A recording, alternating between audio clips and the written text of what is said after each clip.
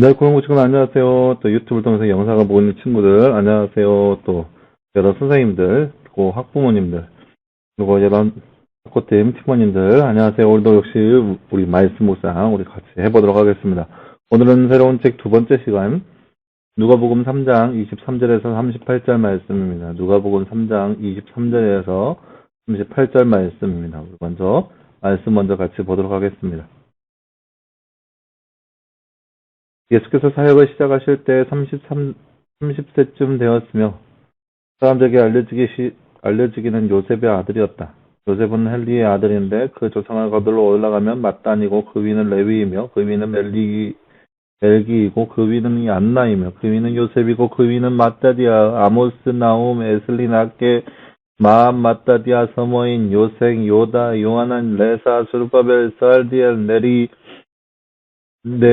멜기, 아띠, 고삼, 엘마담, 에르, 예수, 엘리에세, 요림, 맏닷, 레위, 시몬, 유다, 요셈, 요남, 엘리아겜, 엘레나, 맨나, 맏다다, 나단, 다윗, 이세, 오벳, 보아스, 살라, 나손, 암미나다, 아드민, 아니, 헤스론, 베레스, 유다, 야곱, 이삭, 아브라함, 데라, 나홀, 스룩, 르, 벨렉, 헤번, 샬라, 가난, 아박삿, 셈, 그 위는 노아, 라멕, 무드셀라, 에녹, 야렛, 마하살렐, 가하난, 에노스, 셋, 아담 하나님이시다. 아멘. 이해를 돕기 해볼까요? 이쪽으로는 예수님의 육신의 아버지 요셉을 말하지만 할아버지부터는 육신의 어머니 마리아 쪽 족보입니다. 오늘 말씀은 누가복음 3장 23절에서 38절 말씀입니다. 예수님의 족보. 지난 시간에 배웠던 예수님의 족보와는 또 다른 예수님의 족보에 대해서 나타나 있는 것이라 할 수 있습니다. 이름만 쫙 나열되어 있어서 여러분 읽기 많이 힘들 것이고 내가 지금 뭐 하고 있나 라는 생각도 역시 들 것이고 아마 그런 복합적인 생각이 들지 않을까 생각되어집니다. 아마 저도 그랬으니까요. 안 틀려야 되는데 막 그 글자를 막 신경 써서 읽느니라고. 과연 이름만 나열되어 있는 이 말씀이 뜻하는 바가 무엇일까요? 첫째는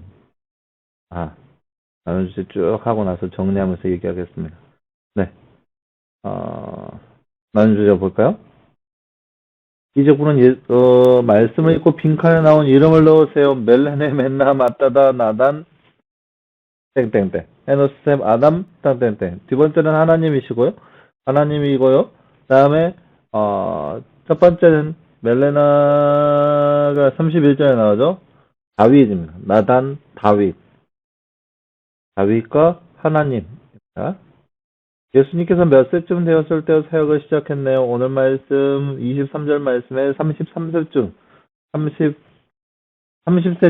되셨으며 사람들이 알려주기 시작하는 것은 요셉의 아들이었다. 30살쯤에 사역을 시작해서 3년간 제자들과 함께 공생의 기간을 가졌습니다. 하나님께서 다윗과 맺은 언약을 결국 성취하신 것입니다. 하나님은 어떠한 분이신가요? 아마 1장 하나님은 약속을 성취하시는 하나님이십니다. 네. 하나님은 어떤 분인가요? 감사의 약속은 무엇인가요? 나에게 주는 교훈은 무엇인가요? 적용하기. 네, 이거 여러분 한번 해보셨으면 좋겠고요. 자, 앞서서 말했던 것처럼 이 말씀이 우리 가운데 하고자 하는 이것이 무엇인가? 도대체 이름만 나열되어 있는 것이 과연 나하고는 우리와는 무슨 상관이 있냐라는 거죠. 자, 보세요. 예수님이 사역하기 전에 30대부터 이런 쭉 이야기를 나누는데 예수님의 사역이 어떻게 시작하는지를 나누기 전에 예수님의 족보를 쭉 나열합니다. 근데 여러분 쭉 읽어보면 뭐가 다르냐? 마태복음의 족보와는 다르다라는 것을 알 수 있어요. 어떻게 다르냐? 다윗까지. 그러니까 예수님부터 시작해서 다윗 전까지는 달라요. 그렇죠? 예수님부터 다윗까지는 달라요. 그 사이에요. 다르다는 것을 알 수 있어요. 물론 다윗도 다윗 이후에도 이름이 약간 다르다는 것을 알 수 있어요. 첫 번째 뭐가 다르냐? 왜 다르냐? 구약 성경은 히브리어로 적어져 있어요. 구약 시대에 맞는 언어가 있어요. 그것이 뭐냐? 히브리어예요. 히브리어로 적어져 있었고 발음도 마찬가지로 히브리어로 발음되어서 성경에 기록되는 거죠. 근데 신약에 들어와서는 헬라어로 기록이 돼요.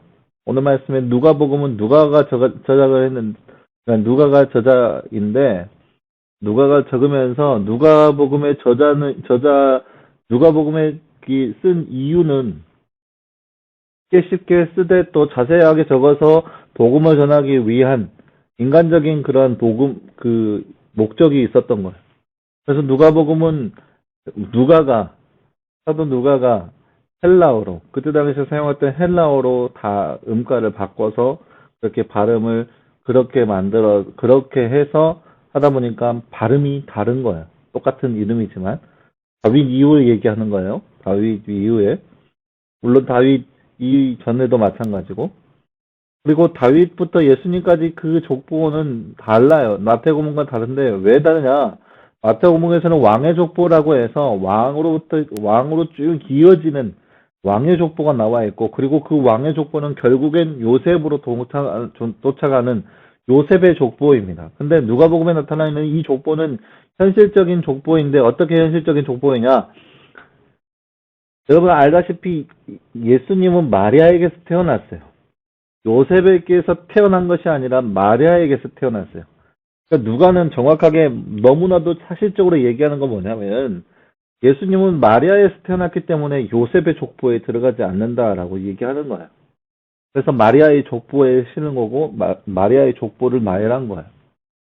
이게 바로 누가가 이 족보를 쓰면서 나타난 이야기이죠. 그래서 예수님의 사역을 시작하면서 누가가 이렇게 한다. 결론은 근데 마태복음이나 누가복음의 족보나 결론은 똑같아요. 어떤 결론은 똑같냐?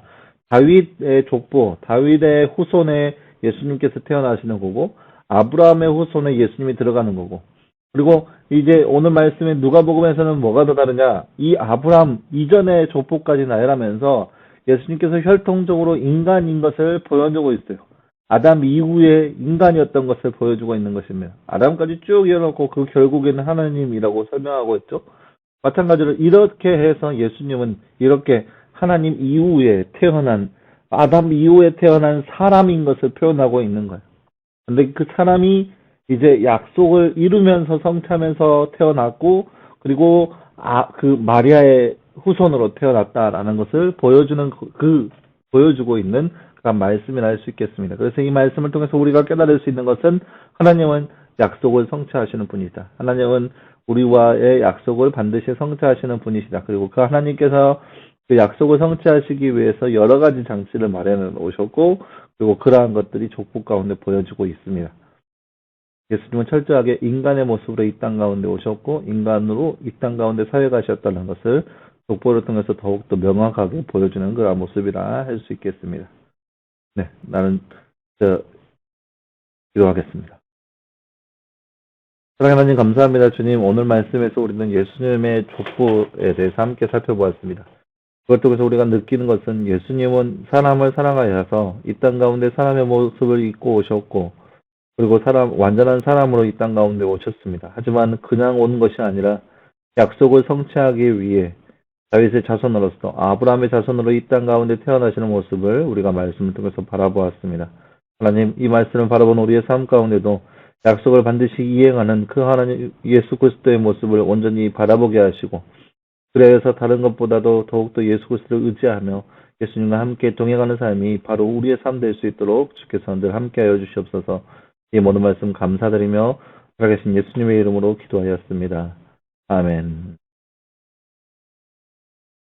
네, 여러분 감사합니다. 여러분 계속해서 말씀 묵상 계속 진행됩니다. 새로운 책을 통해서 말씀 묵상 쭉 꾸준히 이어가시기를 바라겠습니다.